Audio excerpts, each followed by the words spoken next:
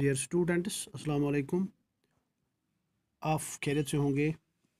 मैं ज़हूर अहमद शेख, GMS गूगलूसा से। Class है 8वीं जमात, सब्जेक्ट है जनरल साइंस। और आज का जो टॉपिक है हमारा वो है sources of air pollution and effects of air pollution. कल आपने एयर पोल्यूशन मैंने आपको डिफ़ाइन किया, एयर पोल्यूशन किससे कहते हैं, और एयर पोल्यूशन इसमें आपने पढ़ा पोल्यूटेंट्स किनको कहते हैं और ये कैसे होता है। तो आज हम main sources of air pollution पढ़ेंगे। हमारा जो टॉपिक है और इफ़ेक्ट्स हैं, effects of air pollution.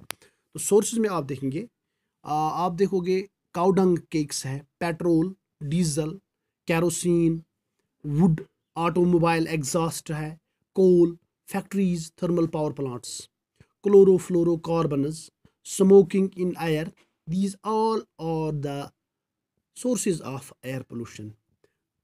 Cow dung cakes हम जलाते हैं, पेट्रोल जालान, डीजल इस्तेमाल करान, कैरोसिन इस्तेमाल करान, गाड़ियों मज एग्जॉस्ट नेरान, लकड़ जालान, कोल जालान, फैक्ट्रियन मज दुह नेरान, थर्मल पावर प्लांटन मज दुह नेरान, या रेफ्रिजरेटर बनाने खतर केमिकल इस्तेमाल गसान, क्लोरोफ्लोरोकार्बन।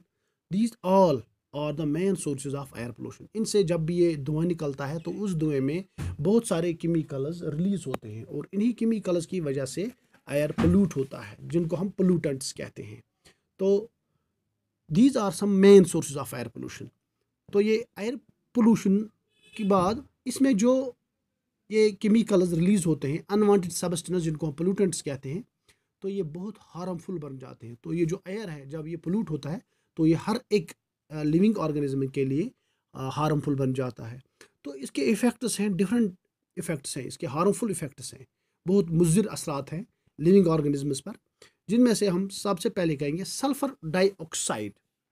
ये केमिकल ये निकलता है जब हम कोल जलाते हैं या पेट्रोल त्रा गाड़ियन या डीजल ये रिलीज़ गसान।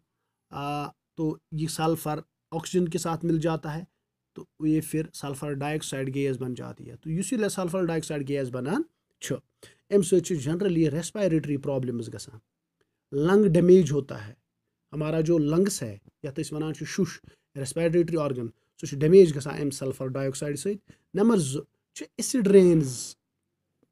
एसिड रेन एक इफ़ेक्ट है जो जिससे बहुत सारे प्लांट्स और बहुत सारे, फॉर एग्जांपल हमारे पास एक मोनूमेंट है इंडिया में, ताजमहल, वो मार्बल का बना हुआ है और उन एसिड रेन से उसकी वो आहिस्ता आहिस्ता उसकी वो लेयर जो है मार्बल्स की वो ख़त्म हो जाती है। और ये एसिड रेन ये भी कैसे बढ़ती है, जब ये सल्फ़र कंपाउंड, सल्फ़र पार्टिकल्स, ये केमिकल रिलीज़ होता है तो फिर जो वाटर के साथ मिल जाता है तो एक रिएक्शन होती है तो फिर एसिड बन जाता है। तो वही acid in the form of rain पड़ता है जिसको हम एसिड रेन कहते हैं। तो ये मैं अलग से आपको बताऊंगा एसिड रेन, इसकी रिएक्शन भी।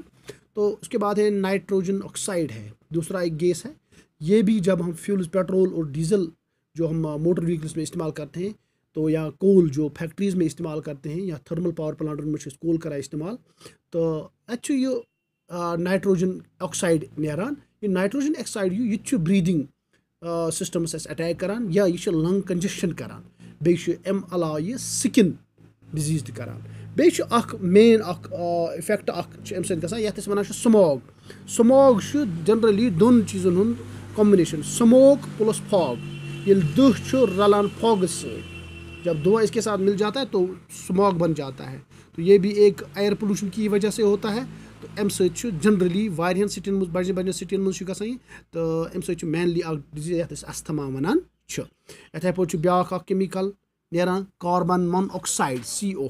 तो कार्बन मोनोऑक्साइड बड़ हार्मफुल गैस इनकम्प्लीट कंबशन गस कोई वुड, कोल, कैरोसिन, पेट्रोल दजान incomplete combustion, insufficient supply of आयरस मज दजान, दुह नेरान बड़ जहरीला गैस वन, पॉइजनस गैस नेरान यथ कार्बन मोनोऑक्साइड वन।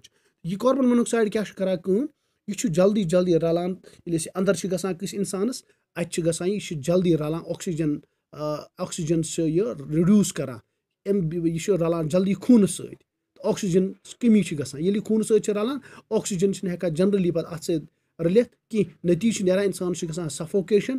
तो पे हेकान क्विक डेथ गसित। वारिया केसेस गई तो वुचमुत क्यूर खनन वल जो कुआं खोदते हैं वो फिर वो जनरेटर इस्तेमाल करते हैं और नीचे लाते हैं उसको वारिया बुन वाला तम में नेरा कार्बन मोनोक्साइड सह जनरली गसान तत बुन ऑलरेडी ऑक्सीजन कमी कार्बन मोनोक्साइड सत गो तिमन अंदर दह तो तिमन गई सफोकेशन तिमन गई डेथ केसेस गई वारिया सैनिस स्टेटस मज तो this is because of carbon monoxide अम सफोकेशन गसान इथे पे ब्या कार्बन डाइऑक्साइड रिलीज करान त्रावान गैस नबर वारिया एनिमल त्रावान नबर यह गैस मगर यह गैस ये इनक्रीज कंसनट्रेशन ज्यादा गस आयरस मज हवास मज तम सत ग्रीन अत वन जनरली ग्रीन हाउस गैस अम सत ग्रीन हाउस इफेक्ट गसान बे ग्लोबल वार्मिंग गसान यह क्या गो तमाम ग्लोबस पे इनक्रीज टेम्परेचर गसान यह कार्बन डाइऑक्साइड टेम्परेचर ग्लोबुक हुरावान वन ग्लोबल वार्मिंग तो ग्लोबल वार्मिंग हंद इफेक्ट्स यम बह अलग पर्नान नईस टॉपिकस मज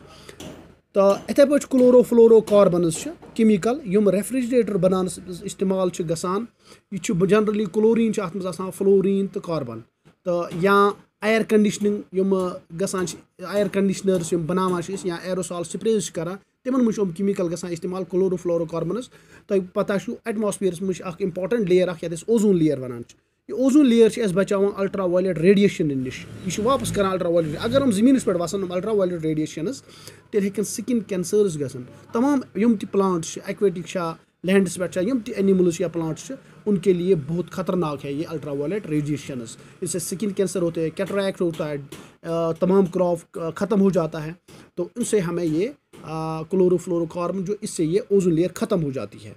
तो इसी तरह सस्पेंडेड पार्टिकुलेट मैटर जो होता है SPM जनरली हम लिखते हैं SPM सस्पेंडेड पार्टिकुलेट मैटर ये सॉलिड तो लिक्विड सस्पेंड हवास मज फॉर एग्जांपल डस्ट पार्टिकल यम अच्छे हवास मज सस्पेंड गमत या दुह या ऐश सूर फ्लाई ऐश लकट लकट पार्टिकल इन वन तवे सस्पेंडेड पार्टिकुलेट मैटर एटमॉस्फेयरस मज रलियामत तो अम सत्य एलर्जीज एलर्जिक रिएक्शनस ब्रोंकाइटिस डस्ट सत इथे पे रेस्पिरेटरी बाकी डिजीज तसान तो अम बाकी की रेस्पिरेटरी या skin disease eye disease nose disease throat disease गसान generally involve suspended particulate matter so acid rain main harmful effect air pollution acid rain तो ग्रीन हाउस इफेक्ट गसान बह वन वो ग्लोबल वार्मिंग गसान या एसिड रेन पेवान एसिड रेन पढ़ना बह तुम नईस टॉपिक्स मज होप कि आज तुम अंडरस्टैंड गुमुत तो इंशाल्लाह कल हम दूसरा टॉपिक पढ़ेंगे बाकी वसलम।